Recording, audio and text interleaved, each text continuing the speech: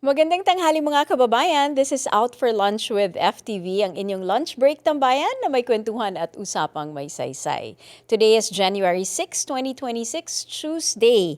Kamusta naman ang inyong trabaho? Kamusta naman ang buhay-buhay? So it's the second day for most of you na nakabalik. Second day of work for 2026. Yung iba, I don't know if this is you ha. Let us know if this is you na nag-work from home kayo all the time and then, from the pandemic until now. And then ngayong 2026, pinapabalik na kayo 5 days a week sa inyong mga opisina. This is the case for a lot of federal workers, no, in Ontario, in Alberta. Sa other provinces, pinag-iisipan pa kung magmo-move na sila into full work from the office, no. Pero kung kayo yan, how do you feel? Kasi malaking pagbabago yan, 'di ba? And maraming mga workers ang umaalma dito kasi sinasabi nila fully functional naman at saka efficient naman at effective na nag-work from home sila. So bakit sila kailangan pabalikin sa opisina?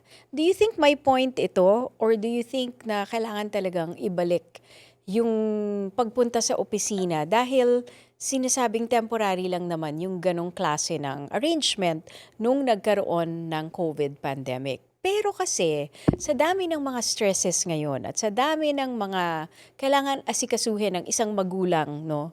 For example, kahit nga in a two-parent household, it's very stressful to run the household every day.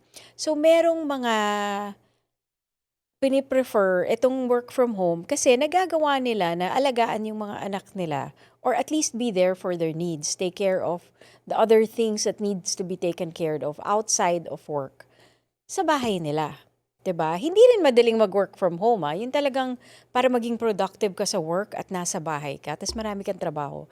Hindi rin madali yan. So for the others, it was a big adjustment to their lives and nagawa na nilang efficient.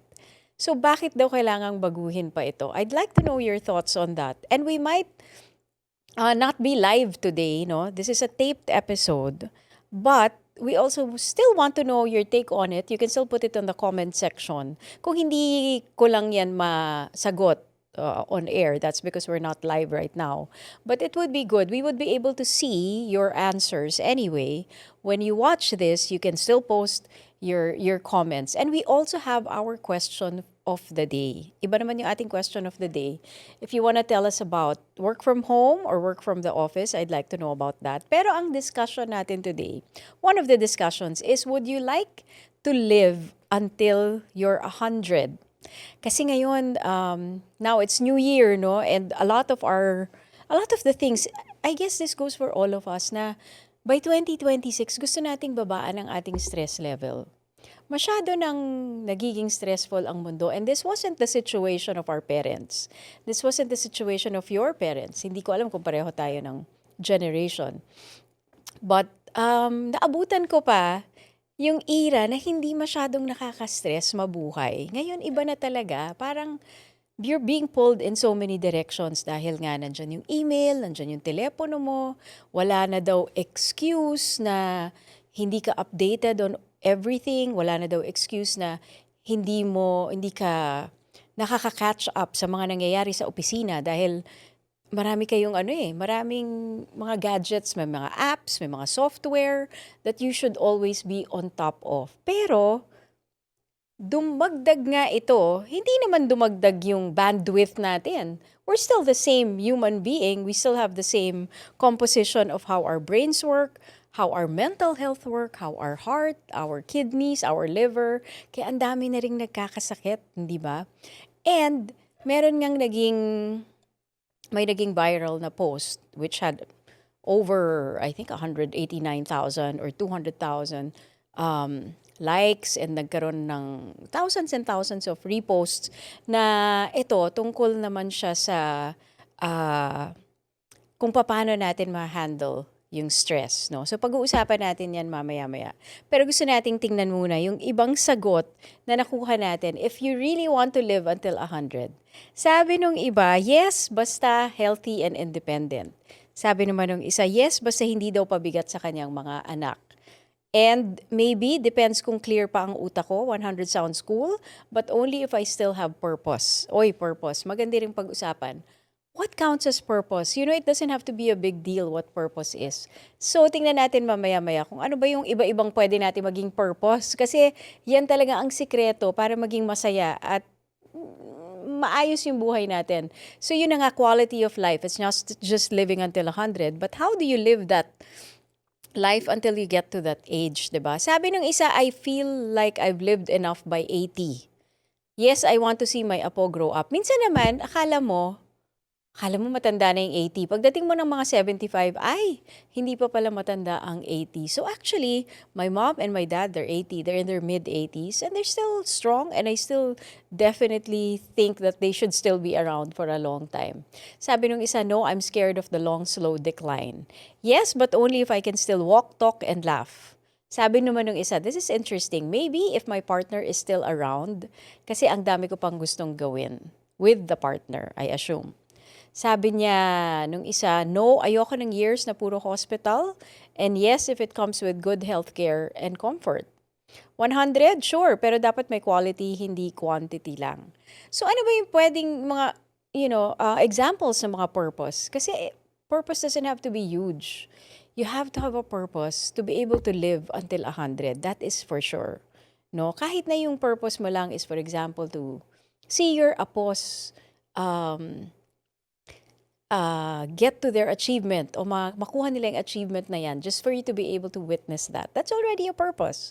Being a present partner, a sibling or a friend, caring for parents or elders with dignity, building a stable home and safe daily life, or doing work that helps other people, kahit na simple service lang, that already falls under purpose. Creating something, music, art, writing, business, learning a craft and getting better at it, teaching or mentoring someone younger, volunteering in the community, in the church, organizations, or mutual aid, leading a small group, sports team, a choir, or sa workplace, paying it forward, helping newcomers, for example, dito sa Canada, or if you're in North America, sharing information, referrals, advocating for fairness. So maraming pwedeng maging definition ng purpose. Kahit nga building financial security, getting out of debt. Siguro, meron kang gustong baguhin sa sarili mo kahit na 60, 70, 80 years old ka na parang, natutunan mo na tong certain thing na to na gusto mong baguhin. Okay? So, meron pang iba. Sabi nila, taking care of a pet or animal. That's true. Staying connected to culture, sharing stories, enjoying life intentionally, making space for rest and mental health. Leaving something behind, a legacy, ganyan. Or simply showing up with kindness daily. Being someone's safe person. Ang ganda niyan, di ba? Being someone's safe person. Lahat tayo kailangan natin ng meron kahit isang tao lang na safe na maging tayo. Diba? And we're going to actually talk about that dito sa ating segment na how to live over 100. Kasi nga, merong nag-viral na social media content, yung sinasabi ko sa inyo kanina, na nagsabi na ang secret to long life ay hindi naman daw diet, hindi exercise, hindi genetics, which is somewhat true kasi malalaman natin na merong mga seemingly very exercise-conscious people who keel over from a heart attack. 'Di ba? Minsan talagang sasabihin niyo, ito pa nga yung hindi naninigarilyo, hindi umiinom, triathlete, or everyday nag-exercise. But that's not, alam natin na hindi lang yon ang secret. Hindi natin sinasabing wag mag-exercise. Hindi rin naman diet, 'di ba? Hindi rin genetics. Or maybe a combination of all of those. Pero ang sinasabi, the secret, the key is low chronic stress. Hindi lang low stress low chronic stress. So, ang pinakamatandang tao na verified is 122 years old.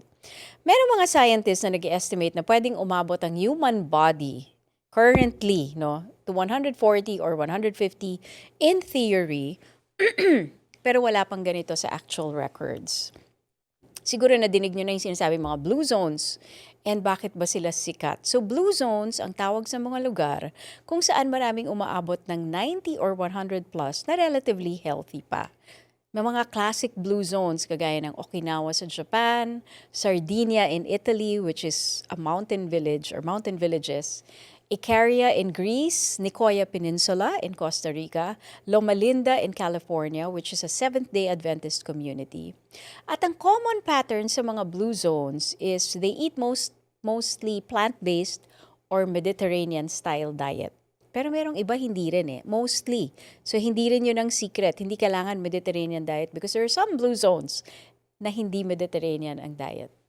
So, pero lahat sila, yung napanood ko na documentary on the blue zones, lahat sila natural movement araw-araw. Hindi lang palaging nakaupo. Or may movement, may physical activities every day.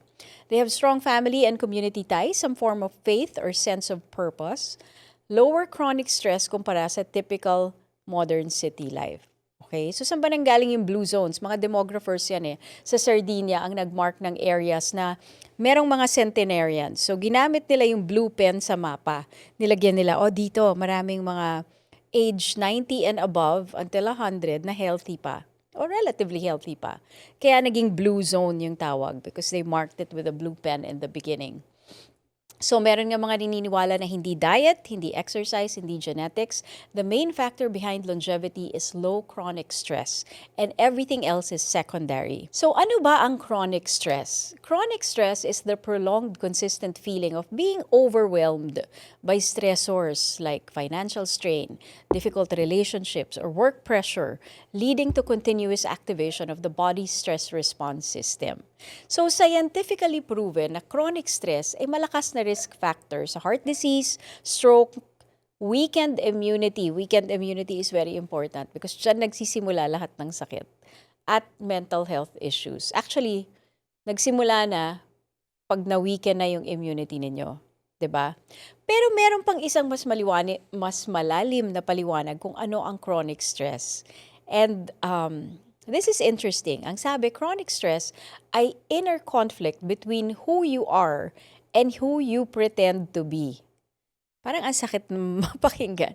Lahat tayo nagpe-pretend to be something. Or maybe not lahat.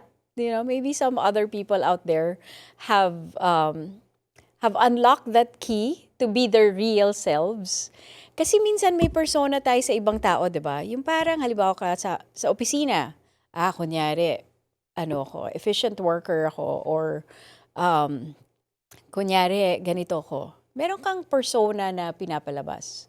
Sa mga kaibigan mo, meron din. Kasi maybe you're not fully comfortable dahil meron Alam nyo, I'm sure you know what I'm talking about, 'di ba? Iba-ibang klase ng tao yung kaharap mo.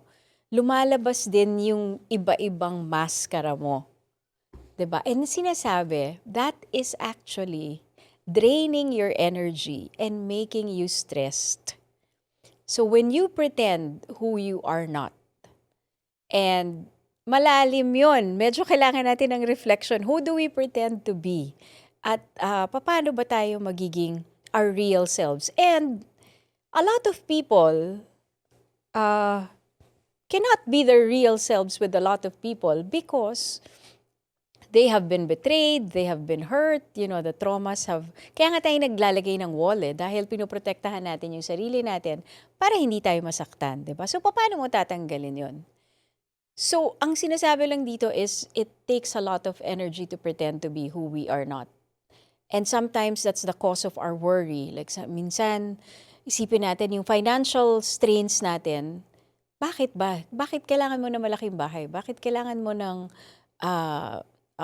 designer bags or designer outfits?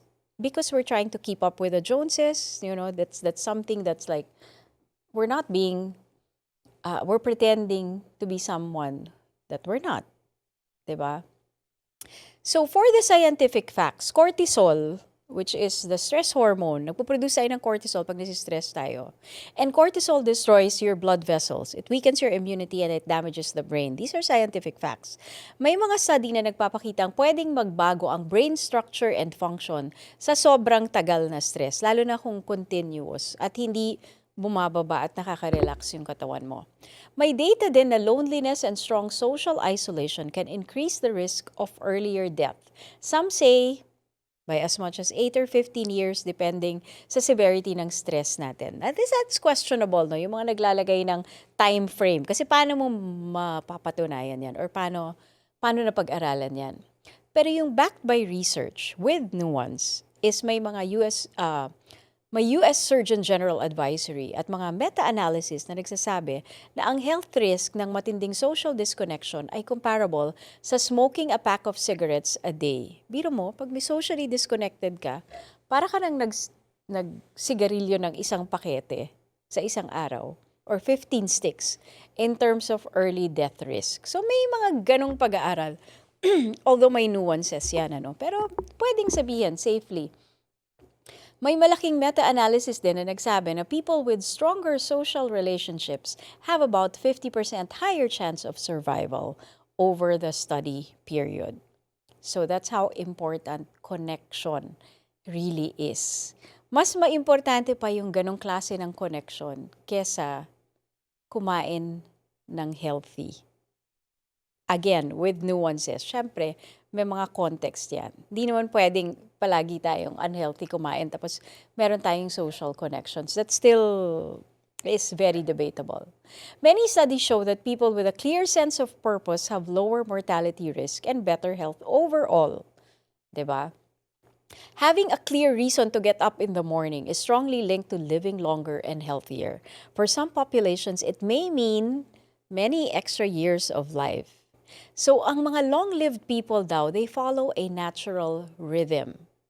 They are in tune with their natural rhythm. Kasi ang katawan natin, meron talagang may mga signals yan that comes from nature. For example, when the sun comes up, gumigising sila maaga, magtatrabaho sila, may physical movement sila. Pag napagod sila, magre-rest sila, magnanap sila. Hindi nila tutusukan ng caffeine or kape para i-push yung sarili nila kahit napagod na sila. Kung kailangan ang katawan natin sasabihin sa atin pag kailangan mo na matulog, pag kailangan mong umupo, pag kailangan mong kumain, pag kailangan mong magpahinga, pag kailangan mong i-express yung nasa loob mo, 'di ba? When you're in tune with your body, papakinggan mo 'yan. Ang sinasabi, the long-lived people listen to these signals of their body and they follow them because that is your internal signals, no? Natural signals ng katawan mo yan. Pag hindi mo pinansin yan, ito yung ginagawa ng marami sa atin ngayon, no? Na masyadong busy na yung ating lifestyle. Tutusukan natin ng kape or yung iba pang mga pang boost ng energy, mga energy drinks halimbawa. Or pagod na tayo, we'll still push. Tapos hindi natin babawiin. Pwede namang i-push siguro once in a while, pero kailangan yung bawiin. Alam nyo kung ang katawan nyo ay naghahanap ng tulog. 'Di ba? And especially, these are the pillars of what actually seems to help people live past 90 or 100. Number 1 is movement and sleep. Hindi kailangan maging marathoner ka o triathlete. Halimbawang simpleng paglalakad, gardening, housework, light physical labor, at sapat na tulog ang common denominator. So sapat na tulog means 7 to 8 hours. So kayo, ilang oras ba ang paggalaw nyo sa isang araw? Huwag nyo isama yung mga oras sa keyboard at pag-scroll sa telepono. How many hours do you actually move in a day? Do you actually do something physical? Whether it's cleaning the house, walking, gardening.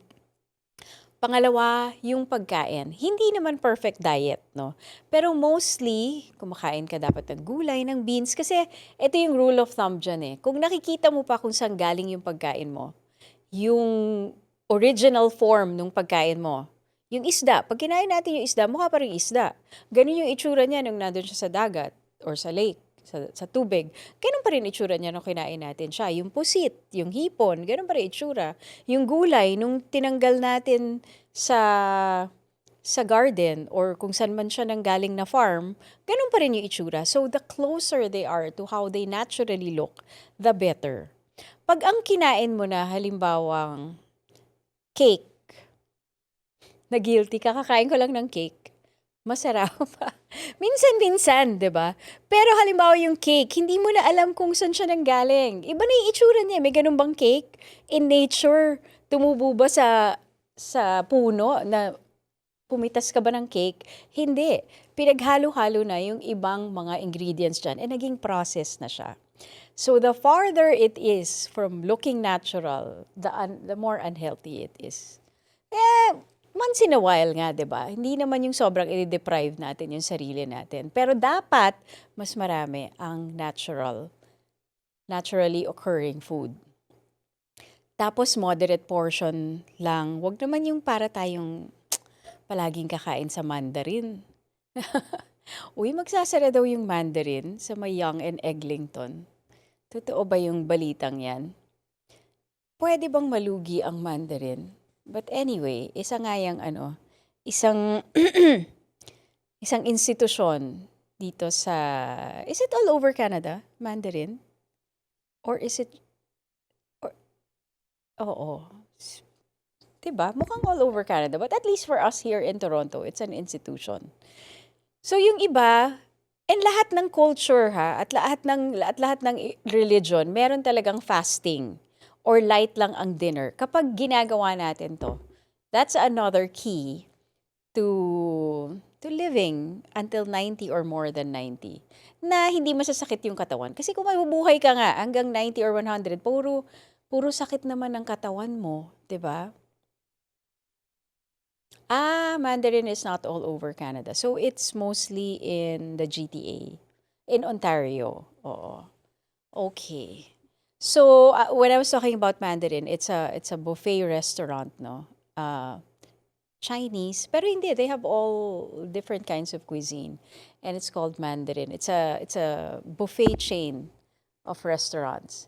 So, para sa mga Pilipino dito sa Canada, siguro simple swap lang. Halimbawa, mas maraming gulay sa ulam, mas konting prito, mas madalas na home cooked kesa take out or fast food. And definitely very important is social connection and community. So family, kapitbahay, simbahan, hobby groups, barkada, meron kayong kasama magbike, mag-hike, di ba? Yung mga group na special interest, importante yan. Kahit isang tao na pwede mong sabihin na ito talaga ako can make a big difference. So for OFWs and migrants, this is hard. Kaya mahalaga nga yung mga grupo-grupo natin. Kaya yung mga grupo ng nurses, nakikita ko yung grupo natin sa IFCNA na talagang they really support each other. At nagkikita-kita sila, nagpa-potluck dinner, nagkakaraoke, nagsasayawan. Importante yon. Kaya nga, dapat matuto ang mga North Americans sa ating mga Pilipino. We know how to have fun. Karaoke pa lang, tanggal na yung stress mo eh. Alam mo kung bakit? Ang mas importante pala ay exhale for relaxation. To remove your stress, the exhale is the one that is more, that you should pay attention to. Dapat mahaba ang exhale. Pag kumakanta ka, di ba ang haba ng exhale? I'm tempted to sing right now. But it's an example, di ba? Subukan nyo kumanta. Parang yung paglabas nyo ng breathing nyo, dapat habaan mo para makanta mo yung lyrics. So, kaya nakakatanggal ng stress ang pagkanta because a long exhale stimulates and activates your vagus nerve, which is the one responsible in controlling and putting your stress down. Ayan. So, the other pillar, if you want to live to reach 90 or 100 is purpose and stress management. Ang purpose nga, kagaya ng sinabi natin kanina, trabaho, caregiving, art, volunteering, growing a garden, raising kids or grandkids, no? Sa stress naman, hindi realistic na no stress. Pero malaking bagay ang pahinga na hindi guilt-ridden. Minsan nagpapahinga tayo, pero 'di ba? Lalo tayong mga Pilipino, gustong-gusto natin gini-guilt trip yung sarili natin. Parang, dapat inaasikaso ko yung mga baon ng anak ko. Dapat nagtatrabaho na lang ako instead na nagpapahinga ako. So, nagpapahinga ka nga, pero nagigilty ka naman. Wala. It negates your pahinga, your rest. Nagiging stressful pa rin siya. So, remember, rest without guilt. Boundaries. Ito pa, maraming may New Year's resolution ito sa 2026 at kailangan din tayo matuto nito mga Pilipino. Boundaries sa trabaho at sa relationships. Pero, isang aspect din yung paano natin sasabihin ng maayos na hindi naman nasasaktan yung pakiramdam ng iba. But we set our boundaries. We tell them na, after 5 o'clock, I don't do work anymore because I have to take care of my kids and there's so many other things going on. You just put your boundaries, even with friendships, even with romantic relationships, even with partners, you should have boundaries and the other should be able to understand that. So, wag tayong matakot sa konting confrontation. Kailangan sabihin natin.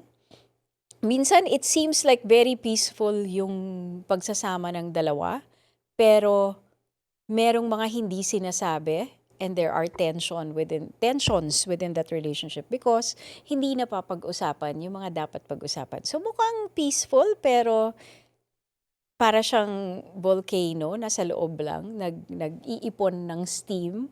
Pag pumutok yun, medyo mas dangerous. Kaya buti na yung magkaroon ng mga maliliit na disagreement kesa maging isang very, it might erupt, very explosive eruption. So small practices that calm the nervous system like breathing, prayer, napaka-importante ng pagdarasal, doesn't matter what God you believe in, but having that spiritual connection to the higher being that you believe in, di ba?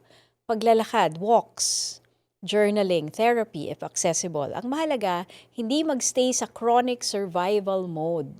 Yung chronic stress na hindi dapat laging yan. Dapat nagda-down, di ba? So, paano natin dadali ng Blue Zones lesson sa buhay ng isang Pinoy sa Toronto, sa Winnipeg, sa Edmonton, or sa abroad? Possible quick examples, kahit busy sa trabaho, maglakad lang ng ilang kanto instead of always taking the car or bus. One night a week na walang overtime at walang extra side hustle, pwede naman para lang sa family dinner or kausapin ng isang kaibigan. Reconnecting with a hobby that feels like purpose, hindi lang income. Pagtingin sa sarili, hindi lang bilang remittance machine, kung hindi taong may pangarap at may right na magpahinga. So maybe the better question is not how do I live until 100, but how can I live the years I already have in a way that my body, my mind, and relationships can actually carry me further. So, ayan, balikan natin ang question for the day natin. Do you want to live until 100? Ako, I don't mind as long as I can move without pain. Because the purpose, marami akong purpose eh. Marami akong gustong gawin. Hindi ko problema yung purpose. Ang problema, hindi naman problema, but what I'm working on is to really have a healthy body, a functioning body na will carry me until I'm 100. So see you when I'm 100 years old. Aabot ako dyan, siguro. So, dito naman tayo ngayon sa ating featured negosyo for today, January 6, 2026. Isang paborito to ng Filipino TV. Ilang beses na rin natin siyang na-feature dahil nagkaroon din siya ng bago niyang branch sa Danforth. So, this is Naimas, and they are a Filipino-Canadian-owned Asian fusion cafe. Yan. So, they have pastries, rice bowls, appetizers, drinks, no? Dito nagpunta si Ann Wong, 'di ba? At saka yung kanyang sister. Tama ba, Dre? Tapos dito sila kumain ng napakasarap na mga street food. Ang alam ko lang, wala pa yata yung mga street food or wala pa ngayon sa Danforth. If you go to their Dufferin branch, you'll see in their menu nandun yung mga fishball, hot dog, no? Sa Danforth, it's mostly pastries and coffee. But definitely worth visiting, no? Sabi nga nitong isa, chicken inasal daw yung favorite niya. Blown away by the street food, particularly the chicken inasal, which was juicy. The drinks were also fantastic, with blue lemonade being a standout favorite. The owner and staff of this restaurant are exceptionally kind, warm, and generous. Ayun. Oo, kakilala nga ng ano natin yan. Ng isang kasama natin dito na si Dre, yung owner. And what's her name again, Dre? But anyway, cut muna. Kim and sige, pakisulat na lang sa prompter. Kim and Kanye West ang narinig ko.